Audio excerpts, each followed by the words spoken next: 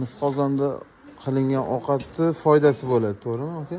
Endi buni foydasi hamki immunitetni anaqasi kuchaytirib beradi. Shunaqa xislatini eshitganman. Keyin mana oq dog' kasalliklari bor-ku. Masalan, endi qo'pol qilib aytganda pes mahol deyilsa kerak, adashmasam. Shularga foydaliroq mis qozonda iste'mol qilingan ovqatlar, iste'mol qilingan taomlarni eshitganman. O'zi qadimda bizani o'zi ota bobolarimiz asosiy anaqalari mis bo'lgan-ku. Oshxona buyumlari.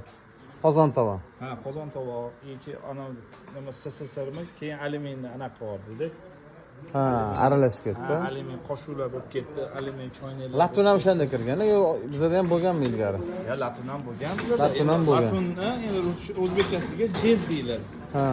Jez deyiladi. Endi mis bilan jez o'sha birlashib ishlatilgan. Jez ya'ni qattimroq metal hisoblanadi. Misga qaraganda metali qattimroq, misniki egilish xususiyati yuqoriroq jezga qaraganda. Necha litrli bu qozon? Bu 33 litrli. 33 litr. Necha kilo osh ketadi aka guruch? Guruch bir 8 kiloga yaqin osh damlasa bo'ladi. 8 kilo. Bular ichi hammasi qalaylanadi. Ichi hammasi qalaylanadi. Kumushligi ham bo'ladi. Boshlangan. Yo'q, misniki yo'q, lekin ana kumushlangani Varshavskilarda bo'ladi, asosiy samovarlarda. Bular qalay qilinadi faqat. Bular endi qalayda oshlanadi. Ma'lumot o'rnida yetib ketadi. Mana masalan samovarlarning ichi ham, mana samovarlar Tuladan chiqqan bo'lsa, o'sha 1800-yillarning oxirlariga bu taqaladigan bo'lsa, chiqish anaqasi hammasi ichi oqlangan.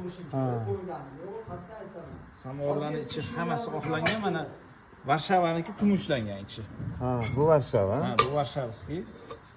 Bular kumushlangan. Endi o'sha paytda endi texnologiyalar juda yuqori bo'lgan, ularniki. Bu necha pul Varshava? Varshavani 5 million dollarimiz kelishtirib beramiz, ozmuncha. Spirtovka deydi.